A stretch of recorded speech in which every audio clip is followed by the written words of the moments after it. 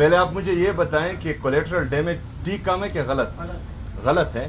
تو میں نے یہ کہا ہے کہ جو ذمہ دار ہیں ان کے خلاف جو ہیں ایف آئی آر کٹنی چاہیے، لیکن اس کے لیے ایک واضح قانون موجود نہیں ہے جس پر کام کیا جا رہا ہے۔ ہماری جو ان ہاؤس کمیٹی بنی ہے تمام پارلیمانی لیڈرز کی، ان کی باقاعدہ کل سے جو ہے میٹنگ شروع ہوئی ہے اور تقریباً 4-5 گھنٹے یہ میٹنگ جاری رہی، جس میں مختلف امور پر مختلف امور زیر غور لائے گئے ہیں، جس میں یہ بھی ہے تو انشاءاللہ تعالی اس کے لیے قوانین بنیں گے اور بنیادی انسانی حقوق جو ہیں وہ کم سے کم خیبر پختونخوا میں پامال نہیں ہوں گے اس کے بعد انشاءاللہ۔ بسم اللہ الرحمن الرحیم، ایاک نعبد و ایاک نستعین۔ لسٹ میں تو نام آیا ہوا ہے جو عمران خان صاحب سے ہر جمعرات کو ایک لسٹ آتی ہے ملاقاتیوں کی، تو انشاءاللہ ابھی جو ہے میں جا رہا ہوں تو دیکھتے ہیں کہ ملنے دیتے ہیں یا نہیں۔ آپ نے کہا کہ توہین عدالت کی درخواست دائر ہوئی ہے؟ جی آج جو ہے کیونکہ وہ ہمیں سائن شدہ آرڈر نہیں دے رہے تھے ہائی کورٹ، تو آج جو ہے ان کو میرا لیٹر ریسیو ہوا ہے اور اس ریسیونگ کی کاپی جو ہے مجھے موصول ہوئی آج کے انتخابات کے بعد مختصر کابینہ بن سکے گی یا نہیں؟ انشاءاللہ بنے گی۔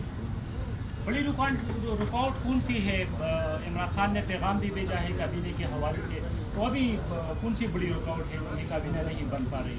دیکھیں جتنی بھی رکاوٹیں ہمارے سامنے آتی ہیں الحمدللہ وہ عبور کر کے ہی ہم یہاں پہنچے ہیں، اور تو رکاوٹ ابھی کوئی نہیں ہے۔ سر یہ بتائیں پچھلی دفعہ الیکشن تھا تو آپ کے جو اپنے وزارت صاحب کا وہ تو سارا وقت یہاں پہ بیٹھے رہے اور ایک ووٹ پہ نظر ڈالی، آپ کو کچھ سلپ ہونے کا خطرہ نہیں؟ ان کی ملاقات نہیں ہوتی تھی ناڈیالہ میں، اور ایسی بات ہے کہ ہمیں جو ہے ہمارے جتنے بھی ایم پی ایز ہیں اسپیکر صاحب سے الیکشن ان کے الیکشن سے لے کر میرے الیکشن تک الحمدللہ ہمارا ایک بندہ بھی سلپ نہیں ہوا، اس کے بعد بھی نہیں ہوگا۔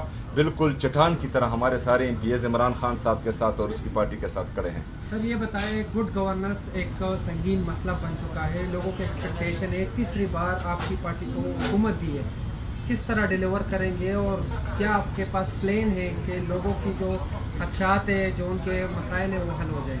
دیکھیں جو گڈ گورننس ہو رہی تھی تو اسی وجہ سے آج ہم تیسری دفعہ حکومت میں ہیں۔ لوگ عمران خان صاحب اس کی پارٹی پر اعتماد کرتے ہیں۔ خیبر پختونخوا کی تاریخ میں یہ پہلی دفعہ ہو رہا ہے کہ کسی حکومت کو یا کسی پارٹی کو تیسری دفعہ جو ہے موقع دیا جا رہا ہے، تو لوگوں کا وہ مطمئن ہے، لوگوں کا اعتماد ہے عمران خان پر، ان کے نظریے پر اور ان کی پارٹی پر، تو اسی وجہ سے جو ہے تیسری دفعہ ہم حکومت میں ہیں۔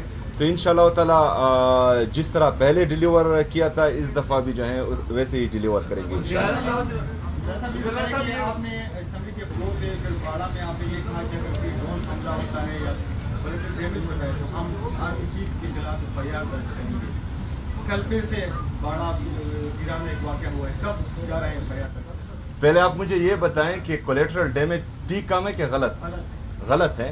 تو میں نے یہ کہا ہے کہ جو ذمہ دار ہیں ان کے خلاف جو ہیں ایف آئی آر کٹنی چاہیے، لیکن اس کے لیے ایک واضح قانون موجود نہیں ہے جس پر کام کیا جا رہا ہے۔ ہماری جو ان ہاؤس کمیٹی بنی ہے تمام پارلیمانی لیڈرز کی، ان کی باقاعدہ کل سے جو ہے میٹنگ شروع ہوئی ہے اور تقریباً 4-5 گھنٹے یہ میٹنگ جاری رہی، جس میں مختلف امور پر مختلف امور زیر غور لائے گئے ہیں، جس میں یہ بھی ہے تو انشاءاللہ تعالی اس کے لیے قوانین بنیں گے اور بنیادی انسانی حقوق جو ہیں وہ کم سے کم خیبر پختونخوا میں پامال نہیں ہوں گے اس کے بعد انشاءاللہ۔ استنبول میں مذاکرات جو تھے افغان طالبان کے ساتھ وہ تقریباً ناکام ہو چکے ہیں۔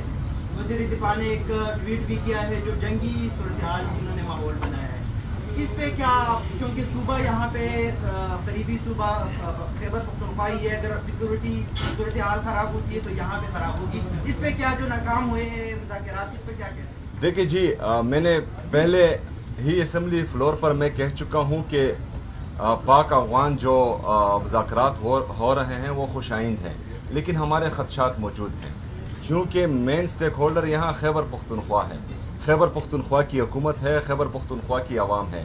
ان کو کسی بھی مذاکرات میں یا کسی بھی فیصلے میں اعتماد میں نہیں لیا گیا تھا، چونکہ ہم نے بار بار یہ واضح کیا تھا کہ ہمیں اعتماد میں لیا جائے، لیکن بہرحال ہمیں اعتماد میں نہیں لیا گیا تھا۔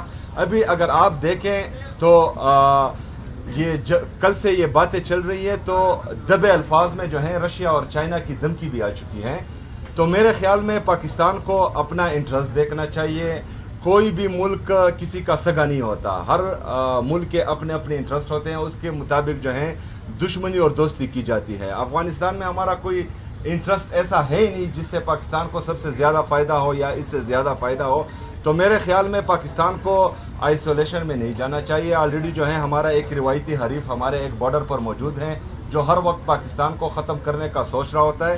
तो इस वक्त जो है हमें एक स्टेटमैन की ज़रूरत है जो मतलब पाकिस्तान का सोचे, पाकिस्तानी अवाम का सोचे और पाकिस्तान के बेहतरीन मफाद में अपने फैसले करे।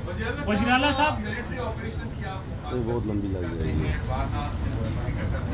मुज़ाकरात का भी ये हाल है, किस तरह सूबे में किस तरह मिलिट्री ऑपरेशंस की आप लोग मुखालफत करते रहे हैं और मुज़ाकरात की भी ये हाल है, तो किस तरह क्या लायामल है जिससे इस सूबे में कम से कम अमन को यकीनी बनाया जा सके? आपकी हुकूमत क्या प्लान लेके आई है?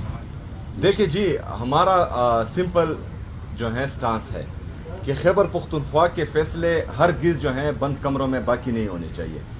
ये हमारे अवाम का मुस्तकबिल है, ये हमारी खैबर पख्तूनख्वा के गयूर अवाम का, जिन्होंने इस दहशतगर्दी के जंग में 80,000 से ज़्यादा शहादतें दी हैं, जिनके सिक्योरिटी फोर्सेस शहीद हुए हैं, हमारी पुलिस शहीद हुई है, हमारे फौजी जवान शहीद हुए हैं। इसमें जो है कम से कम हमें एतमाद में लिए बगैर अगर बंद कमरों के फैसले यहाँ इम्प्लीमेंट होंगे जिस पर ना अवाम का एतमाद होगा और ना ही यहाँ की हुकूमत का, तो ये जंग कोई भी नहीं जीत सकता। तो हम चाह रहे ये हैं कि एक बंदा आता है, उसका एक फार्मूला होता है, वो इनको जो है मुजाहिदीन और हीरो बनाता है। दूसरा बंदा आता है, वो वहाँ यहाँ पर ऑपरेशंस करता है। तीसरा बंदा आता है, यहाँ पर जो है उनको दोबारा आबाद करने का सोचता है। चौथा बंदा आता है, वो दोबारा ऑपरेशंस करता है। तो ये लिबर्टी नहीं है, ये हमारा सूबा है। यहाँ पर जो है एरे गैरे नहीं रहते, यहाँ पर गयूर पख्तून रहते हैं जो पाकिस्तान के साथ मुखलिस है, मुहिब्बुल वतन पाकिस्तानी हैं। तो इनको भेड़ बकरियों की तरह ना ट्रीट किया जाए और ना ही इसे तजुर्बागाह बनाया जाए कि हर बंदा आएगा और अपना तजुर्बा करके चला जाएगा। एक वाज़ेह पॉलिसी होनी चाहिए और उस पर अमल दरामद होना चाहिए और फिर जिम्मेदारों को जो है इंसाफ के कटहरे में, कानून के कटहरे में लाना चाहिए कि ये चीज़ क्यों ख़त्म नहीं हो रही है। 22 मिलिट्री ऑपरेशन के बाद, 14,000 इंटेलिजेंस बेस्ड ऑपरेशन के बाद फिर क्यों ये दहशतगर्दी है? तो ये सवाल हमारा फिर बनता है।